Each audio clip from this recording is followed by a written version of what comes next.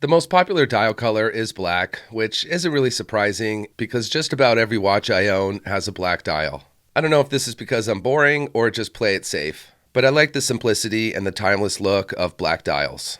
For some reason, I'm always hesitant to pull the trigger on green, yellow, light blue, or any other more fun, vibrant colors. And the kicker is, whenever I see a more colorful watch out in the wilds, I always think it looks pretty darn cool. Today we're exploring a new watch I just got from WM, the 212. This is very likely a new trend in my watch journey, adding more colorful, fun, vibrant colors to my watch collection. The 212 comes in two dial colors, brown and blue, and as you've likely noticed, I went with the blue.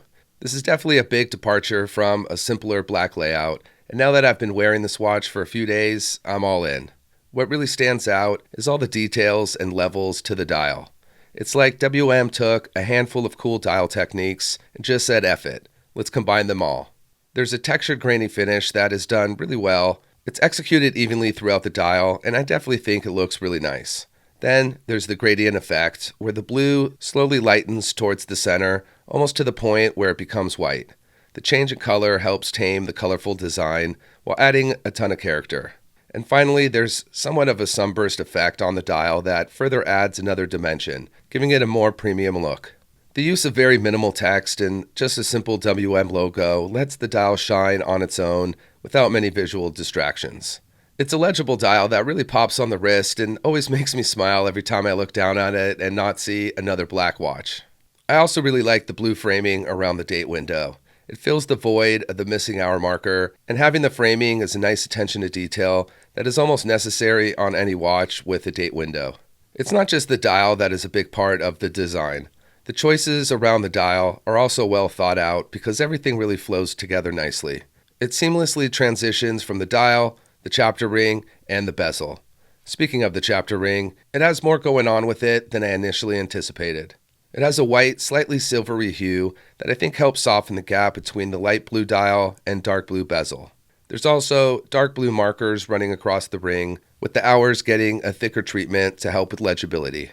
What's interesting here is it's a different blue than found anywhere else on the watch. I don't typically pay too much attention to chapter rings, but I think this one really catches my eye and ties in the blue theme together. And on top of both the dial and chapter ring, we have the bezel, which features a dark blue insert. To start, it's made of ceramic and what looks to be very well made. It has a glossy finish and plays with light reflections well, and it's detailed. The hour markers and numerals are engraved into the insert and then filled with lume. Although a small detail, it does add depth and another layer of detail. I don't go diving or use my rotating timing bezels very often, but I do love the look of it, and rotating the one on this watch is definitely a nice experience. It has great tension, no side-to-side play, and easy to grip thanks to the coin edge bezel, which I will note is really smooth and there's no sharp edges. Out of all the features on a watch, I would say lume is probably the lowest on my priority list, which might be weird, but it is what it is. The lume is great on this watch and can be found on the hands, the dial, and the triangle on the bezel, all in a two-tone finish. Blue BGW9 on the dial and bezel, and green C3 on the hands. A fun design that is quite useful to help with reading the time in low light conditions. I feel like I've been seeing this more and more lately, the use of two different colors of lume. I'm kind of impartial, but what do you all think? Are you into that? The hands have a simple block design that gets the job done, and I feel fits the design of the watch nicely. They are easy to see on top of the dial and blacked out to match the black framing around the hour markers that are on the dial. The hands do have plenty of real estate for the white lume-filled sections that matches the white around the bezel. The case is a solid piece of 316L stainless steel that's been polished on top and brushed on the sides. The lugs curve downward a little bit, and overall, it's designed well. It measures 41 millimeters in diameter, 12.2 millimeters in thickness, and offers plenty of protection.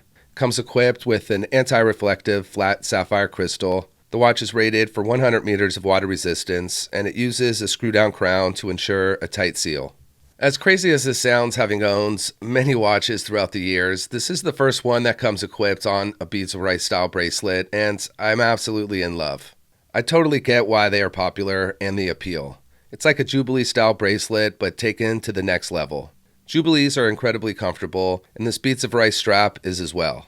It fully articulates, so it sits flush to the case, which ultimately allows it to drape across the wrist effortlessly. I also just like how it looks in person. It's quite elegant and adds a bit of a classy design to a very sporty dive watch. The center links are polished and the outer links are brushed, adding nice contrast to the overall design. It comes with a simple push-button security clasp that is finished well and fully milled. There's polished beveled edges. It's fully brushed on top with an engraved WM logo and 6 micro adjustments to help get the perfect fit.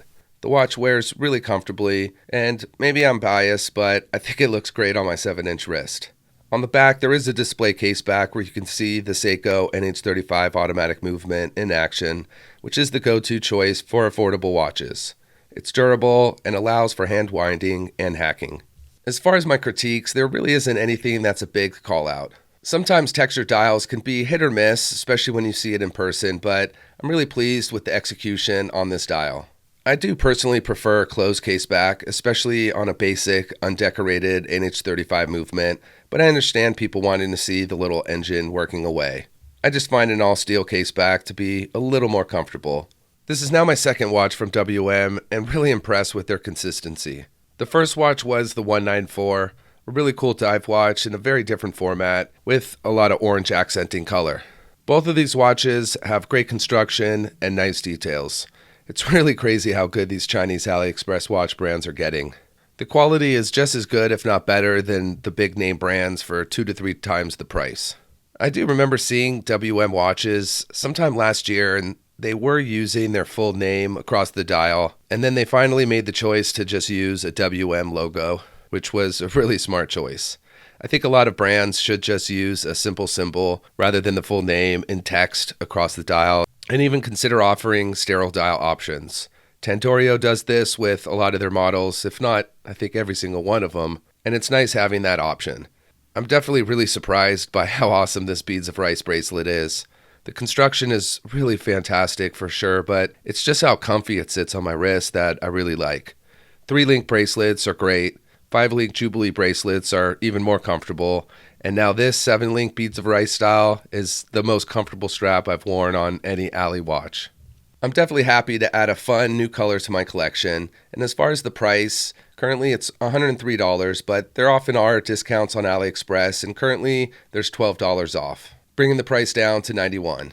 For an automatic dive watch with a ton of nice details, a ceramic bezel insert, sapphire crystal, and a solid Beads of Rice bracelet, it's a great watch with a fair price. It's been exciting to watch WM continue to elevate their watches with each new release. Let me know what you all think of this watch. That's it for today. As always, thanks for watching. I'll see you next time.